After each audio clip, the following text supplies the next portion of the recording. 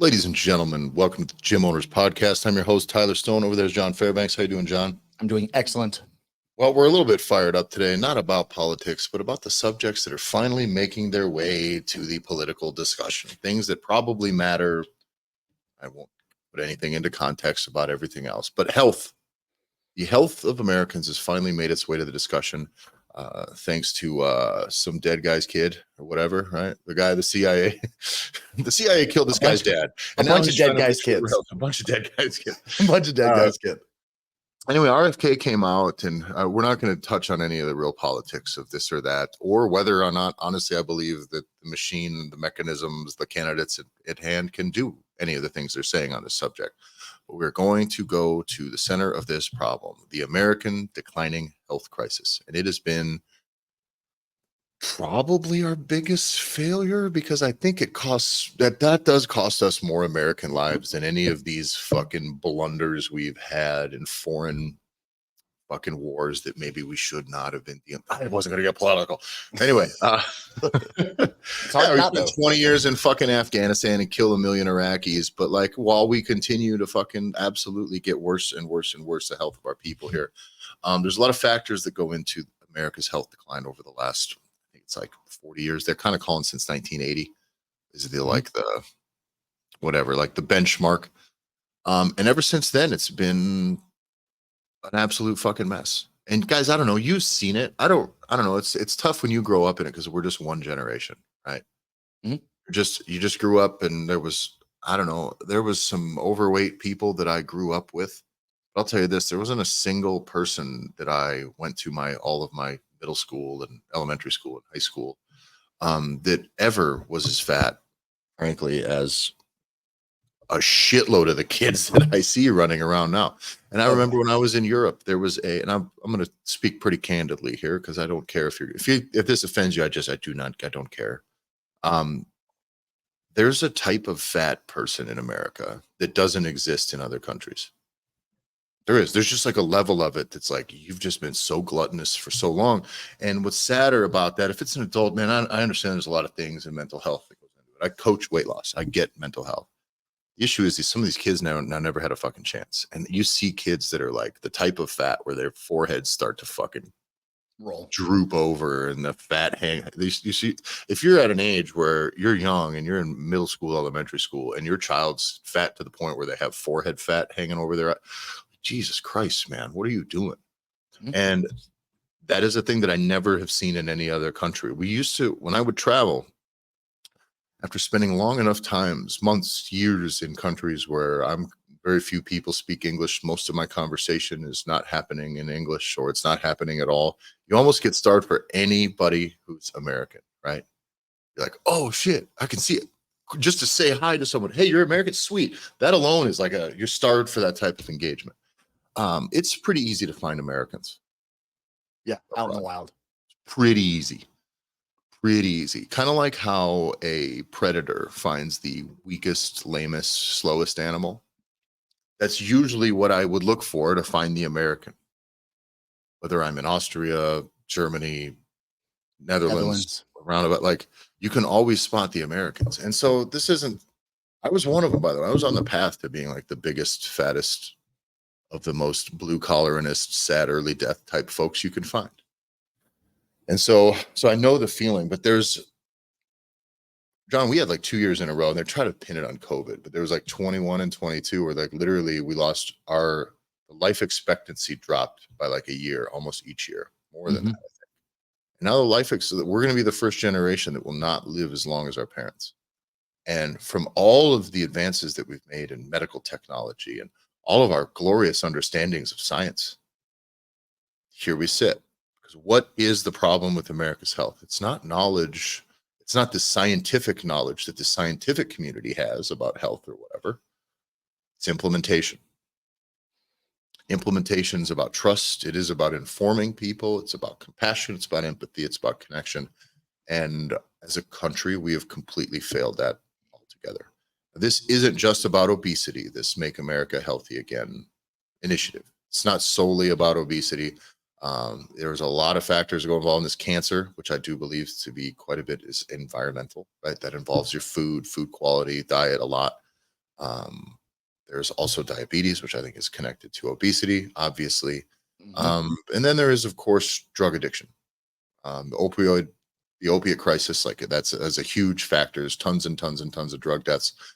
Um, but there is still a place where I think health and fitness and diet and all of that stuff protects us as a society against every one of those. You know what I mean? Like if we were all dying in car accidents and that's the reason, I'd be like, okay, well, I guess we got to talk to fucking General Motors about this. Right. But like, do you see a lot of people that exercise regularly, that are in good shape, that take good care of themselves and eat well, that then just like fucking start doing heroin? And then, you know what I mean? Like, I just think that in general, I think that overall health and wellness starts to protect us against even those other things, those other behaviors. So I think that for you as a fitness professional, this is your mission. In my opinion, I don't know, like, because even if what you're doing is, we got coaches that do youth sports, we have coaches that do CrossFit or gyms that do both of those things. We have Mhm. gyms that do all open gym stuff, but all of them, each of them, you're trying to bring health, fitness, wellness into somebody's world. Why? Because it takes up space where other stuff normally would be. You know, one of the things that keeps me from day drinking a lot, John, What's I'm that? a day drinker. I'm a happy hour kind of guy. It's on my agenda tonight, by the way. Mhm. Uh, is that I have jujitsu in the evenings that I have to do. Yeah. I have coaching. So I got a coach. Yep. Sometimes you Yep. get like, so the having things to do, boy, does it sure keep me out of the bars. I don't know what to say. Or at the very least, not till after. And I'm not a late night guy. I'm not going out to the bar after. I'm not fighting people till 7:30 and then showering and then going out. I'm not that kind of guy. But during COVID, there was a lot of fuck it, it's almost noon type days. You know what I'm saying? Yeah, almost noon in the UK. Yeah. So I just think that I am happy to see this initiative. I do believe that what the political side of this is actually an environmental play. Does that kind of the interpretation that you got that this really is about food quality and farming and water quality and environment? I feel like this is more an environmental initiative, which is fine. Start with stop poisoning us. First thing to do to make us healthy. Let's not actively be poisoning our population. Step one. But we now, as fitness professionals, you need to like, don't you dare let the government now decide that they're going to take care of your people. Don't expect the government to make your community healthier. I would hope that the government would stop poisoning our people with allowing these companies to make dog shit food products and really fucking up how we educate kids and families about nutrition and diet. I think that's a great step. But for you as coaches, fitness professionals, don't go, oh, sweet. The guy with the fucking weird voice and the fucking guy who I don't know why he keeps that haircut. Well, these two guys are going to take care of it. We're not going to do that. Like, you cannot absolutely just let's say, thank God these guys have it covered. Okay. As a fitness professional, just understand that while they are raising awareness to the issue, I would never trust that the government's going to get this one totally right. So I like that this is a part of the discussion. Now you guys are the ones that fucking know what to do. Mhm. So do it right. Like take this ball. Now people are aware now. This is a great opportunity for you. Like the only thing that sucks is if you start parroting the make America healthy again, now you have some political connotation to it, which is whatever. Sort that out however you need to. But like health is being discussed. It will be in the spotlight. I hope to God it is. And if this is another political promise that they walk away from once the election happens, hold them accountable or start to carry that ball, move the ball forward yourself. Well, you just use it as a spark, right? To be able to pick up and run with. If you haven't picked up and ran with this yet, it's you got to like, why is the threat? Why are gyms going to get closed? Like, what's the threat at the end of the day? It's a threat because like personal health and personal accountability is one of those last vestiges where you get to have complete and total control. Mm-hmm. And this is one of those things where it's immediately can get political because my body, my choice. Just depends on what side of the aisle we're talking about, what topic we're talking about, of whether it's okay or not. Yeah. But at the same time, it's you get to decide. government has had its opportunity to be able to try and be the answer. Like you said, if you're waiting for the government to be able to come in and help you out, Yeah, right? what are we talking? They're They're not going to subsidize gyms. They're not going to. Are they going to subsidize gym memberships for low income families? Maybe, I don't know. But like that's not what we're talking about here. We're talking about now the fire has been lit. Now fucking start burning shit to the ground here. Let's go. Like it's time to start light up the place that light up your community now. It's time to go. and it comes down to if you scapegoat the government, which at the end of the day, right, we are a unique group of people in the States where we just freely accept the fact that our government is allowing like we're freely allowing them to poison the food. Yeah. Right. And definitely that's something you get more enlightened to when you do leave and you do have the opportunity to engage with food, quote unquote, that's not in the States. But at the same time, there's a lack of appreciation of like individual like this negligence that happens to the person where you just accept it's like, well, no, like if it's food, and the government wouldn't allow us to eat it, or it wouldn't be like I get to be able to scapegoat that responsibility. And what that ends up happening is that 20% of the population dies because of the food that they're eating, all the way from, like you talked about, like from the food, like we all know the bullshit that's out there. So the idea is that we have to be taking like a significant moral responsibility as professionals that claim to be in this industry, that it's completely and totally up to us, that the government is successfully destroying it because of all the reasons that we know. Same reason why you're going to have the same people that make soda and the same people that make candy and make all the bullshit also are helping be able to make the pharmaceuticals. Like, it's like, I'm going to make you fat so you get sick. And then you can have my other company that buys the medicine. And then I have a forever spinning wheel of success. But the problem is their success is the death of us, is the death of everybody else. And I think we got here not because listen, I love a conspiracy as much as everybody else, but I do believe we're not here because governments and these corporations are trying to kill us necessarily.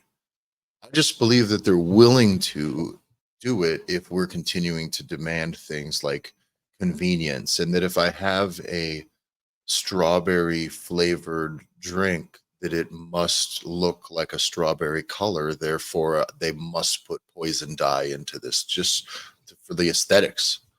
Crazy thing on the dyes, and I'm not one to decide whether or not that's all that noise is real, but as far as I see, I think that's probably a pretty legitimate claim here, is that a lot of the food dyes we're using are fucking unnecessary. We can all agree on that, right? If it's just for color, what the fuck, guys? You know what I mean? Like, It needs to taste purple. yeah, it's got to taste like, it's got to look purple. It can't just taste purple. Yeah. But then, like, I also believe that when we seek convenience and sweets, the things that we seek because we're uninformed or because we don't care enough for ourselves, that we are creating the demand as a society. So the demand that we're creating is dog shit food, shit quality food. We're willing to buy bullshit. I want cheap. I want as much as I can, smother it in cheese. But I already believe the tide is turning. I believe it's been turning before this. I have more faith, I think, in what's going on in the last couple of years, because I think our generation was our parents were raised on mostly healthy food until they became adults.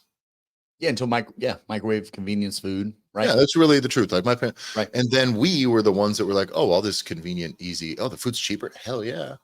Shit, And McDonald's. all those things Mhm. started popping off, and this hyper processed food. And then what has happened to agriculture with like, oh shit, let's use we're gonna subsidize corn. Perfect. Let's put that as sugar in everything because people love sugar. Let's And feed dead cows to live cows because it's cheaper. Soylent Green. Now I believe that our generation is aged to the point where there are plenty of people that are still lost, to use whatever hyperbolic terms. They're still adrift. But there are those of us who've, like, when people don't like the way they look and feel, there is an incentive for them to change it. And I think all of us have reached that age where even I coach people every day, man. Mm-hmm. People who have reached that age, they go, I've had enough, man. I got to do better. I need to do better. And that, now that we are the ones with the money, at least in our households, Right. but now our children are subject to a bit of a higher standard maybe than we were held to as far as nutrition when we were kids. You said maybe. There's no fucking chance that Yeah. it's infinitely better. You got to realize that I Our was like, children, though, John, not oh all. yeah, no, this is Our true. children. But Yeah. and for those of you that are listening, it should be your fucking kids too. Like Yeah. we're all in this, right? Like we collectively all agree that the food and health system is completely corrupt and fucked up. And so this is the next question. I think probably takes us to where this is the point of the episode to talk about, which is the idea of like, then what the fuck are we going to do about it? And if you're not like, you need to be doing it, and we should be doing it, because the reality is I was raised as a double Big Mac meal kid. Mm-hmm. It was, my son's not full with a single Big Mac meal, so we're going to get 2 Big Mac meals. And that was that's totally fine. That's normal for small John, who was 12 years old, 185 pounds, and 65% body fat. Yeah. Like that was me. That was who I was. And but it came from then watching my dad. Like I'm the same age as my dad is. The same age I am now is the age in which I fully was aware of how old my dad was when I was a kid. Like you're not really aware of like how old your parents are. Yeah. And you're kind of like, oh, my dad's 36. Like, fuck, I'm 36 now. So I was that age. And I remember being like, dad was terribly out of shape, was always throwing his back out, like was always fucked up, could barely play like 9 rounds of golf. Makes you Because think that 36 is like 105, right? oh yeah, you're just like, oh, like he can't even get off the couch. Like he's got, like dad can't even raise his hand above his head to throw the ball anymore because he throws his neck out. Like that was what was normal. And I remember like for us, and all of us had to make this decision, right? Tyler, you talk about it of like you were the most blue collaredness, most dying earliest kind of a person, but there's something that causes us to pivot. And I pivoted. Like I was like, I'm not that right there. I'm not going to be that. 2 very hefty parents my whole life and always was. I'm like, I know what I'm not going to be. I don't know how I'm going to get there, but it's not going to be that. So we've all pivoted. So we know the shit's fucked up. But the most important question, and the real question when we look in the mirror, is like, then what are we doing about it? We're talking truly health. Yeah. This is why also I believe the demand is for health. Obviously, great bodies, exercise, fitness is the deal, but health, that is all a component of overall health. Now, that is why we dig in so much on nutrition, because those other things don't work without it. Weight loss doesn't really work without it. Getting in good shape doesn't really, it's everything's made better with nutrition and diet. So if you're tired of me telling you to start fucking helping people with their food, start teaching, this doesn't mean open classes or do seminars. The world doesn't need more fucking know-it-all gurus. They need more people to sit in front of somebody and go, hey man, here's what you're eating. Here's what you should be eating. Let's get you through. Let's go. Let's just start working on this. We have to. This just has to change. And that's the hardest thing when I coach people. It's like, oh, I can just eat a little bit like this or a little bit like this and I'll lose weight. I was like, no. Like everything has to change. And everything kind of has to change forever. There can be some things that come in every once in a while that are shit quality foods, but like you need to get in knowing that everything that you're eating right now is probably fucking bad. And that you like, and for an overweight person, everything you're eating needs to be really pretty well assessed. We need to sit down and assess where this fits in with your long-term goals. And if this is a thing that can be in your life at all, can you really rein it in, you know? And that's why that's if you're coaching people and people are expecting weight loss or expecting to get healthier, eating better is probably the centerpiece of that.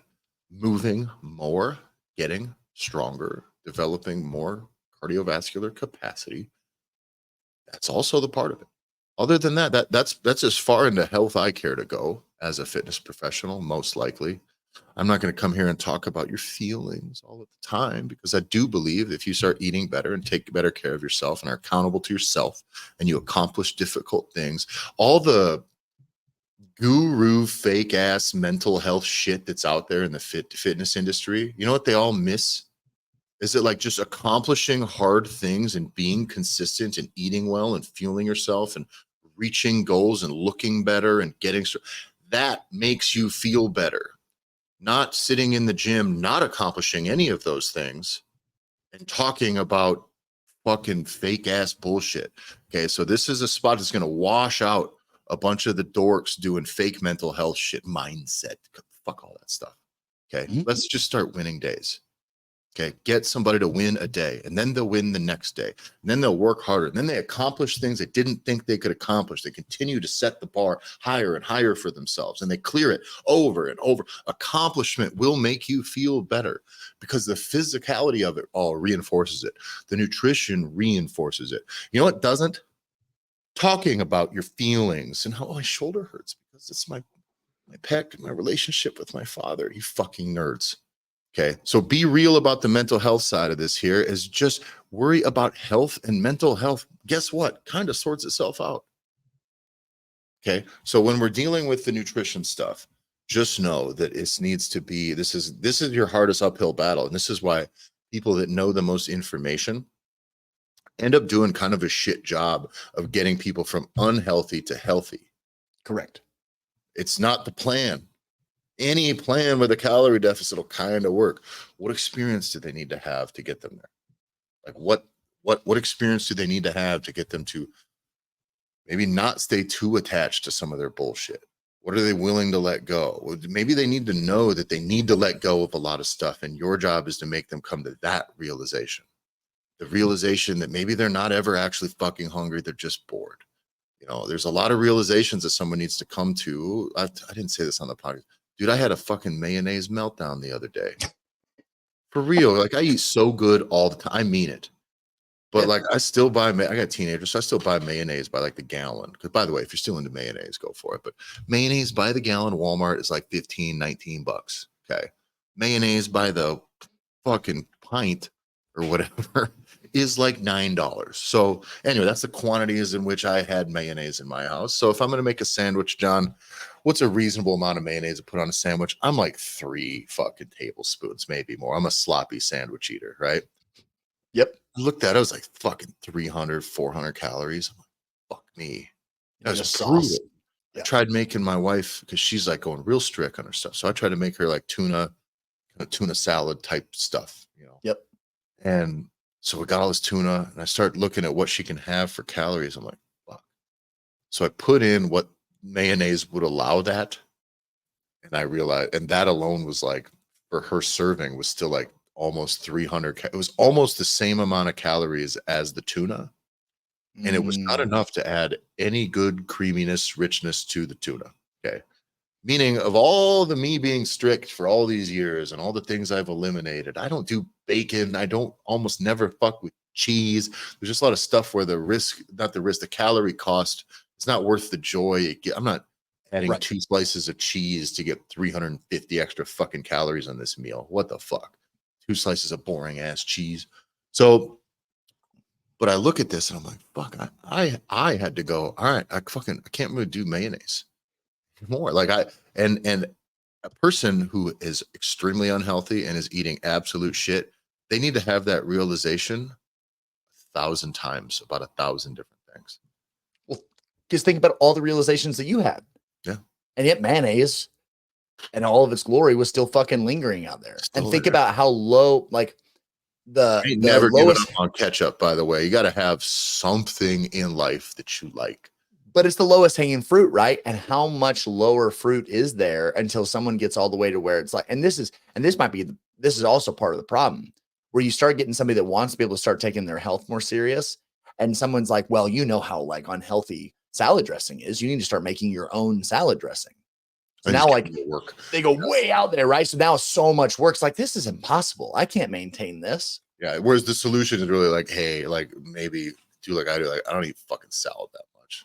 It's just not that fucking good. stop And eating it's not salad. that good without dressing. So move on.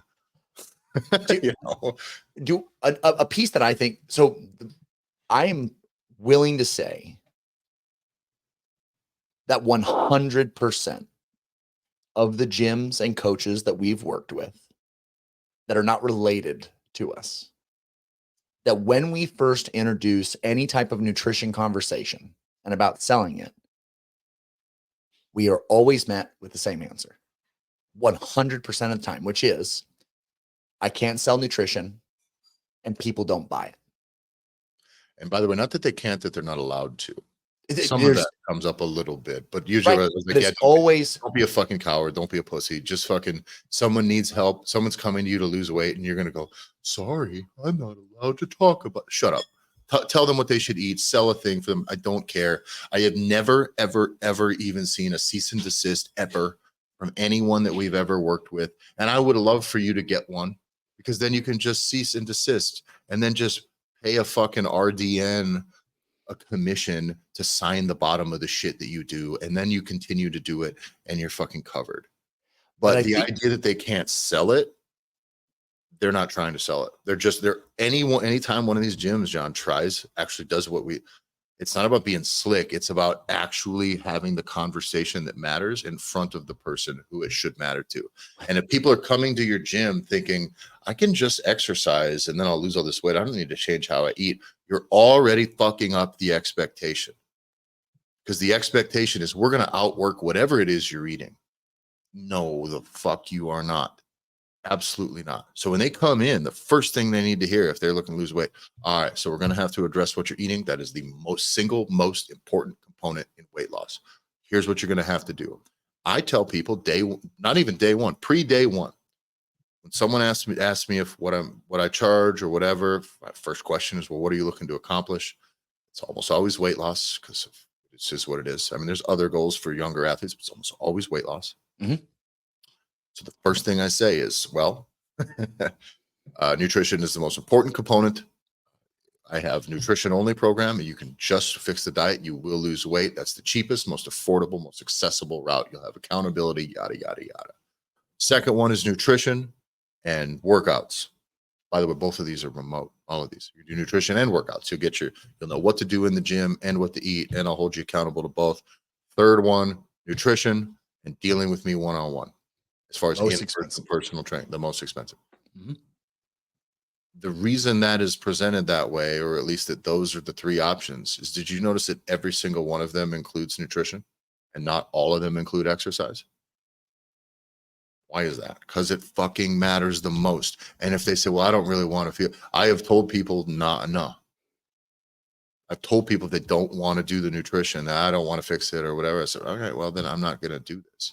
And it's not about selling you the thing. I've told many people, if you have a nutrition plan that you want to be accountable to, as your coach, I'll talk to you about it and talk you through it. I won't charge you for the plan if you have a plan, but you will not continue to wander aimlessly in the fucking dark, eating whatever it is you think, eating all of the things that have got you here. Mhm. And then, or even worse, then thinking you're making changes, but using only the knowledge that you had that got you here. It's like you need to learn, you need to change the things that you eat. Start here. You set that expectation as a business. Do you know how much nutrition you're going to sell? I sell nutrition to 100% of my clients, 100% without exception. We talk to gyms all the Yeah, time people that don't even offer it. A 0% closure rate on adding nutrition. This isn't about money. This is about your shit working. And we have people that do not even offer it. And what a fucking shame. Yeah, and I think it has to come down to whatever your baggage is that you personally have with this. Yeah. It has to be. You are introducing baggage, and that's really why you and you said an important thing that I don't want to gloss over. You said try. They don't even try to sell it. And I can tell you, all of you, with 100% confidence that if there's anything that's inside your business that you are wanting to be able to do and you haven't been able to do it, you haven't fucking tried. And this is not like I tried it this one time, I sent out this thing, it didn't work, so it obviously, like, our people just don't like it. It's no. That's not what it means to try. So if you are trying to do something, it means you are actively doing something. You are taking the steps, multiple steps, to be able to get this implemented. And if it's not important enough to you, you give up on it. But if this is something that you want to do, you can do it. But I think I know that it's hard, and I know that it's got baggage, and I know that you're too fucking smart for your own goddamn good. So you nerd it the fuck up and cause yourself to talk to people about creating their own fucking homemade. Have you tried homemade mayonnaise? Get fucked. That is Dude, shit is the worst on the I goddamn planet. have tried and never got it right ever. No. Not at all. And it's never even passable. Somehow it's chalky. I've tried every oil. I've spent and by the way, then it gets to the point, John. By the way, homemade mayonnaise, not less calories than regular mayonnaise. It's still just oil. Correct. So like if you get to the point where if your thing is about giving people more food chores, it's gonna make it harder because they're already implementing new habits. They're already like changing the things that you do. Getting someone to change the things that they do is a part of it. Yep. Giving them some extra things to do is also a part of it. You're gonna have to start exercising. Maybe you're gonna have to not give in to convenience food all the time. You know what I mean? Maybe because you're a little hungry on the road, you don't get to stop at a gas station. Maybe because you're in a hurry, you don't get to grab fucking Little Caesars on the way home. Like there is already enough extra that's going on with them avoiding the convenience that you cannot just also go, and the only way that you can do this is by making your own everything. That's not how it's gonna, like, that can't be the linchpin of your program is now we're all trad wives making everything from scratch. Okay. You just have to, everybody shops, fix how they shop, you fix how they eat, and then you can go from there and they can start to replace, then they can start to do this simple one thing at a time replacement system. Joel Salatin is known as the lunatic farmer. His farm is just down the road from where I live. Isn't that kind of wild that like he's like pretty big and it's like right, it's like in your county, right? I've sat with him on his front porch in his rocking chair and got to just pick his brain and chat. Like and so it's crazy, right? So you look it up, right? He's on fucking Rogan. He's been on multiple times. This is a guy of regenerative farming. Like he's one of the leading experts of it, like in the world. Anyway, he has a phrase that he shared, and it's in one of his books as well. And it calls, you can be a nudist or you can be a Buddhist, but you can't be a nudist Buddhist. and he goes to explain, and this is where he actually was explaining the rationale, because fucking tryhards come up to him.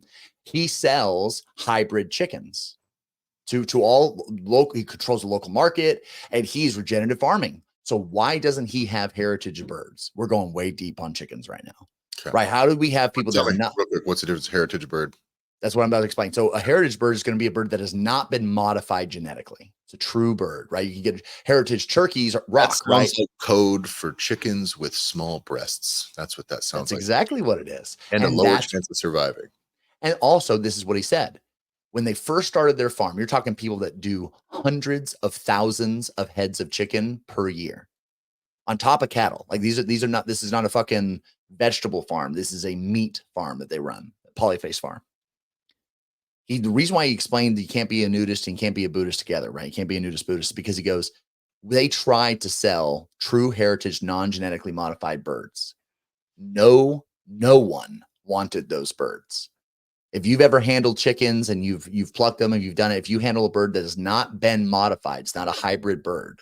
It's not like that cross that exists. Their breasts are tiny and they're non-existent. Nothing like what you see at the store. And they had to make a decision as a company that is, they are only going to raise for the meat birds. Their egg birds are different, but their meat birds are always going to be these hideous fucking looking birds that only, their life only exists to be alive for 8 to 9 weeks. And then you're going to kill them because it's a kill of passion and support and love for that bird, because it cannot afford to live another day longer, because it lives breasts into the ground and it can't move around. And he said the reason why is because you cannot operate a business. No one will buy it. And it sucks. Nobody wants these tiny ass chickens. I think the moral of this entire thing, John, here is that big pecs do in fact cash checks. 150%. That's exactly what I need all of you to take away from this. And maybe an alternative thing to take away from it as well is the idea that you in your shit, when you're talking about nutrition, you can't be, and this was his point as well, where it was the idea where it's, if you want to be able to get somebody on the track to start focusing on what they're eating, because his big thing is like, you can have chickens, you can do all this own thing yourselves. But you're not going to take somebody that lives in the city and convince them that if you have a cat, it's as much work to own a couple of chickens. It's too far of a bridge to be able to bridge over that gap. But you can get people to think about eating healthier.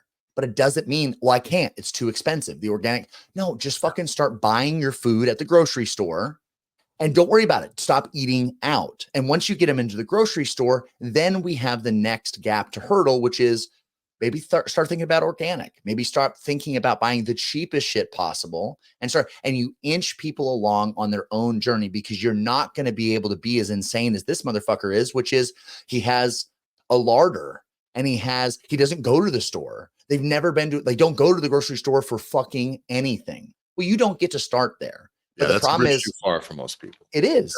But the problem is we do not take this mentality because we are so firmly up our own ass with how smart we are, with being able to express how scientific we are, that we understand what liposomes are and lipids and get fucked and all those things. And what you do is when you talk to a normal human, because this is where it really made me think about it when you said, Tyler, which is don't stop at Little Caesars for the crazy bread, which has only gotten smaller. It's so depressing how big it used to be. And now it's like this. Now. Yeah. But that's where most people need to stop. And this was really in the early days too, when I was working with you and we were like really kind of honing and sharpening this process for dudes that are middle-aged dads that are tired of this dad body concept, where it's like, you're not going to get them to stop drinking beer. You're just going to move them to light beer, or maybe move them to liquor instead and hope that they don't have a problem. And then we address the frequency, and then maybe my best bad coach advice: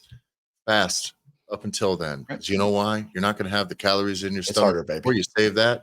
2, you're not going to go drink 17 beers. You're going to drink 9, and in the end, maybe that's a net gain calories wise. Now, I do think.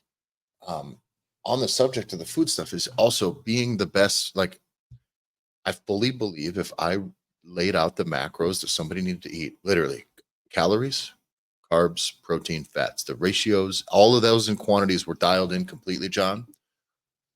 And the person followed it, no matter who it was, they would get the results if they followed it. Really, really would. I truly believe that the science does work that way. Humans don't. Meaning the best laid plans of mice and men. Man, like there is no fucking way. This is the problem with a lot of the macro coaching stuff, is if you're not also prepared as the coach to deal with the habits and the lies and the preconceived notions and build a system so that these people will actually do it, build a system that can rein them back in when they fall out, like you're completely missing the point. Because I eat less, move more. It fucking works. Eat fewer calories. But every time I see Dr. Mike Israetel get on there and go, it's just calories, the reason it's the calorie deficit. We all know this. Everybody knows this. Get people to do this. Correct. And I know they get plenty of people to do it. But I feel like if they're dealing with, if his plans are in front of a bunch of people who have never really made an attempt at this before, there's too much. I believe the behavioral fall off for programs like that. It's just simply, here's this. There's no real behavioral conversation. There's no, here's what you might think about doing here. Don't. Or here's how you're going to feel with this. Don't fuck this up. A lot of times when people do this happens. So avoid that. You have to prepare. This is expectations. And I don't see much expectations from a list of just protein, fat, carbs, calories, protein, fat. Because then it turns into, you can have pizza as long as it's below your calories. Yes. But a person who has enough pizza to be below their macros and keep their calories low is going to be fucking hungry. Like it's low satiety food, whatever the fuck. It's not going to satisfy them very much. I ain't the science guy. Yeah. But like from a behavioral standpoint, like if I eat 1,100 calories of pizza, that's easily like 2 slices. Half. Okay. And then I didn't get enough protein in. So maybe I'll have just protein shakes, but I still get in my calories and my protein and whatever. Somehow it all works out. But there's not enough in me. And the next day or the next day or the next day, I break and you never hear from me again. And I walk away from the plan. So the people slinging just the macros without any behavioral conversation, without trust, without real accountability, I think they miss the real purpose. because every plan that's out there works. Your job as a coach is to coach. It's to be there, to take them from where they are to where they want to be, not to lay the plan out. Otherwise, you know what you're doing? If you just lay out the plan and say, go there, you're just a guy giving directions, man. And I don't know what to say. There's not a lot of value in that to me. You're just, there's maps out there, dude. Taking me from here to there is a service. Telling me that it's that way, geez, thanks, bud. Yep. So I think that that's where, as an industry, I think we miss a lot. In And regards to the larger health conversation, John, go ahead. Well, it's, if we know by metric sake, right, based off of, and we've talked about this before, but if we know that if 78%, right, according to Crunch Fitness franchise, if 78% of Americans don't belong to a gym, so let's say that that's true. So we're saying 8 out of 10 Americans don't belong to a gym in general. If they don't belong to a gym, then what that tells us is that if you have to have joined your cult at your gym in order to be able to unlock your super smart food weighing macro bullshit, you are telling me that you are only actually trying to help 2 out of every 10 people that live in your community. Yep. And that is where, for me, the problem lies, where if this was working, what your gym does ends up on the Today Show, but it fucking doesn't. What does end up on the Today Show is equally not awesome. The reality is that these fad yo-yo type fucking diets that everyone has tried, everyone fails at, because it ends up being their one little dork thing. Whether it's going to be, I'm only going to bathe everything in cheese and bacon and I'm going to lose weight, or if it's going to be, I'm only going to be vegetarian, I'm only going to be vegan, whatever these things are, you are missing the fact that you are only going to speak to only that small percentage. So if we were doing this the right way, more people would be losing weight instead of more people dying. And that's where we know it's the hardest thing that you have to train people from as an athletic coach, talk to athletes, and usually not even like fitness, weightlifting athletes. I'm talking like sports. The hardest thing to learn as an athlete is that you can do your best and it still is not going to be good enough. Yeah. And that's a really hard fucking lesson to learn, but you have to be willing to say, and if you have the right mindset, you can say, there's always someone else that's working harder than me right now. I think I'm working as hard as I can. And the fact is, I'm not. And if you play sports at a high enough level, you eventually meet those motherfuckers that are just more gifted than you. They did work harder than you. And you probably I worked really fucking hard, but I came across a lot of fucking dudes that it didn't fucking matter how hard I was going to try. I was losing. We do not have enough humility within this. We do not have enough humility within what we do to look back and say, is what I'm doing good enough? Yeah. Because if we did, we'd step back and say, how can we make this better? How can we improve it? Instead, what do we love to do? We love to blame the client. Yeah, by the way, we'll either blame the client or we blame society. And this is the thing that you and I are not doing here, right? We're not going, right. I mean, we're like, yeah, the government's poisoning the people, but like people can be informed around that. And then we shift that demand and things change. Correct. Literally, there is an awakening that we talked about generationally now. Our generation was raised with zero focus on food. And what we didn't have with our generation, John, was raised with zero focus on quality food and quantities and diet so that we're able to make sure that we're healthy. Healthy food was not really a part of the equation for us. Our parents had healthy food in front of them and they didn't need the information. The food was healthy. It just is what it is. It was good quality food for the most part until later in life. But we got the poison food. It was cheap and accessible and easy and fucking delicious and addictive. So we were kind of losing as the food quality became shitty. We were the ones that didn't have any information and now had this wealth of very easy, shitty food to eat, right? So it's all in front of us.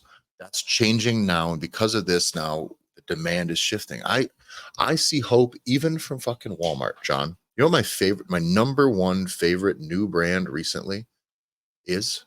Tell me. Walmart's launched a new, just a couple months ago, Better Goods brand. Oh, sure. And I don't know if you've seen it or whatever, but like It's essentially like chef inspired, like really, really flavorful, new, not just the same old boring shit. But I don't know that low calorie is necessarily the thing that they're hunting for, right?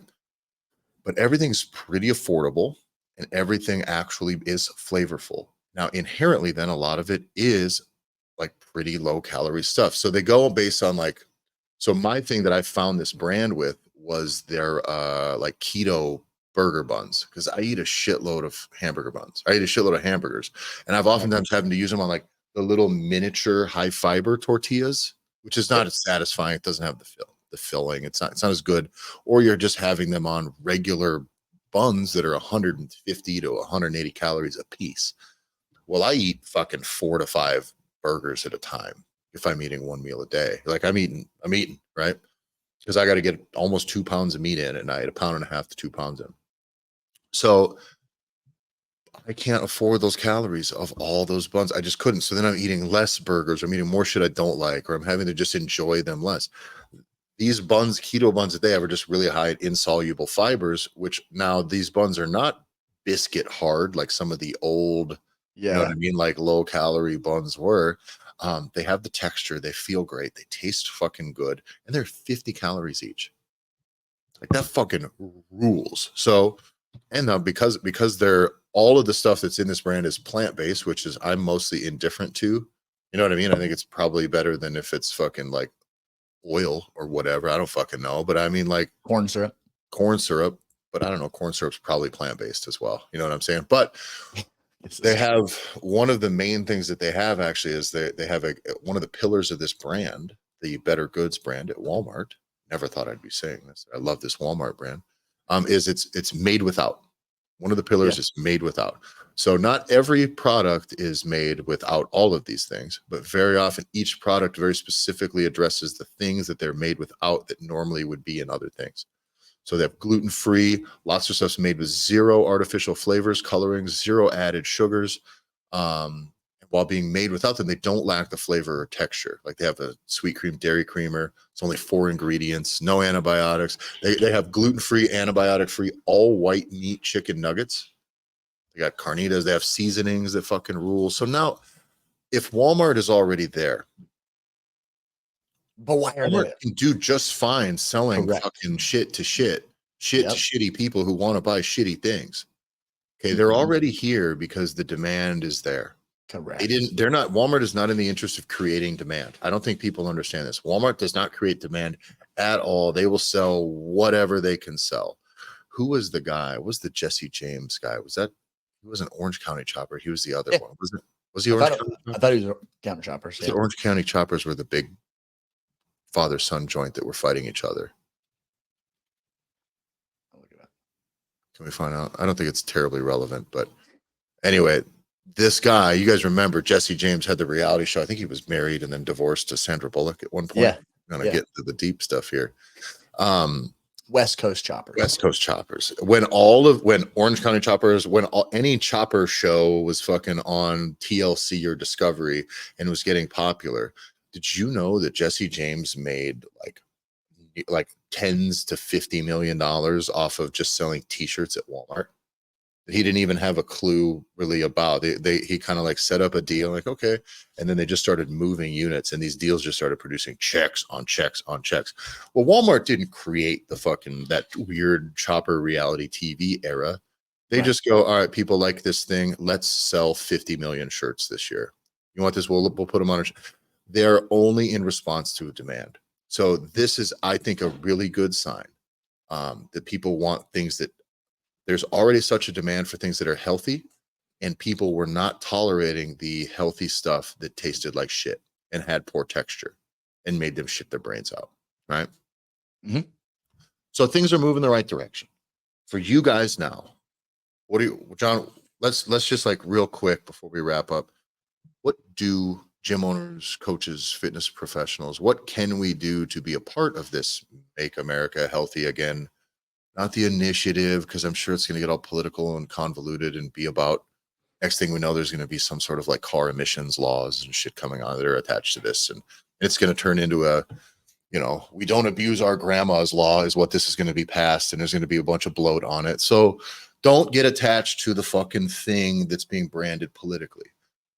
But this need to actually make America healthy, to help yourself and your community, where can you start? You start in your community with your existing clients. From there, you branch out to the people around you in your community. You use testimonials, referrals, you get your existing clients' results.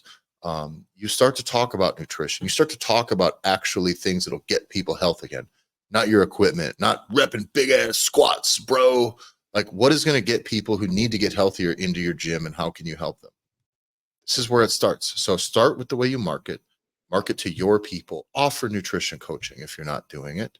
Okay. The best way for you to participate and help in making America healthy is to make the people around you healthier. Do whatever it is that you can. And that doesn't mean do it for free. Matter of fact, the best way for you to get more people is for you to be making, John, do you know how many people right now I'm interested in, like, is 1,000 pounds is my goal for this year, right? Right.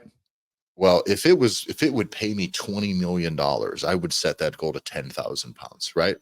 You know what I'm saying? I would have more of an impact. If I made $20 million, I'd try harder. Maybe I wouldn't try at all. I don't know. Maybe I'm missing this whole concept, but I do believe that you also need to make sure that you're making money doing this, because if you're not going to be able to carry this water for long enough. Okay. You can't carry the financial burden and live in hardship while just really helping people. Because at some point you're going to burn out. At some point, your wife's going to go, hey, you need to go get a real job. Okay. That's not the case here. Okay. You absolutely have the ability, because the demand is there. I'm telling you, it's there. There's money to be made. Strap up your nutrition coaching program. If you don't have one, start selling one right now and figure it the fuck out. Start helping people lose weight. Hold yourself accountable to the success rate of your clients. Hold your clients accountable to their own success. Rinse, repeat. Off you go. And if you don't know where to start, we've done enough episodes where we've laid out exactly how you can. We've given you all the principles, all the everything that you can take and piggyback and steal any of the concepts that we've kind of given out there. Because the whole goal for us is that the same way for us as individuals want to be able to help clients lose 1,000 pounds this year as individual trainers and coaches, we want to be able to have an impact that grows even larger, to where if we impact you all as gym owners and as fitness professionals, and then you make impact to the people that are in your communities, you have a massive wave. Because this only works. Make America healthy again is not something that gets to happen from the top down. It will not happen. It will not work. It'll get fucked up. That's why the political stuff fucking lose it. It only happens grassroots, because here's what's real. What's going to work for you, Tyler, in the Dakota territories, and what's going to work for me in the South is going to be different for you fucks that live in California, or for God forbid you live in Canada. And the needs are different. The demand is different. The culture, the way you need to approach this is different. And you're going to be in a place where you may have different types of people. I can settle into a pocket and start basically just carving weight off of big people here. It'll go pretty good. You live in the San Diego area. You're like, well, there's so many fit people. Okay. Find the ones that aren't, or help the fit people get fitter, like actually get fitter. Whatever it is, there is a role that you can play and that you should play. If you care. If you don't care, I don't, whatever. Listen to the wrong show. I keep addressing that. Like, if this doesn't matter to you, I have no idea why you're still listening. That's all. And if you want to work with us directly, okay, we help gym owners implement this stuff. We do some discovery calls. You got to pay for them, but we do discovery calls. We can go through and we'll talk about your gym, specifically where you sit. We kind of get a lay of the land, and we give you a little bit of a roadmap for what your next steps are, execution plans. That's kind of our entry level before you start working with us. We need that information before we decide. Oftentimes we'll have these conversations. The worst thing is we have conversations, and sometimes we find that the gym owner is one of the ones that's not interested. And it's just like, well, how do I get 500 more people here? Like, well, I don't care. And I don't have that conversation for free for that reason. So if you're dialed in and you want to actually make an impact, and you're going to do the things that it takes to make you successful, your clients successful, make yourself a shitload of money in the process while growing your business, Send John or I a message on the Instagram. That's at the Gym Owners Podcast on Instagram, or me at Tyler F. and Stone, Tyler EFF I and Stone. John is at JBanksFL. Or message us at thedudes@hackyourgym.com. That's the right one, right? Yeah, it's either that or your mom. Yeah. I always feel bad throwing that one out there. My mom's a nice lady. Oh, it's your mom. No, it's your mom, not my mom. Listen, Your mom. Your mom. All right. HackYourGym.com. All right. Thanks for listening, everybody. We'll see you next week.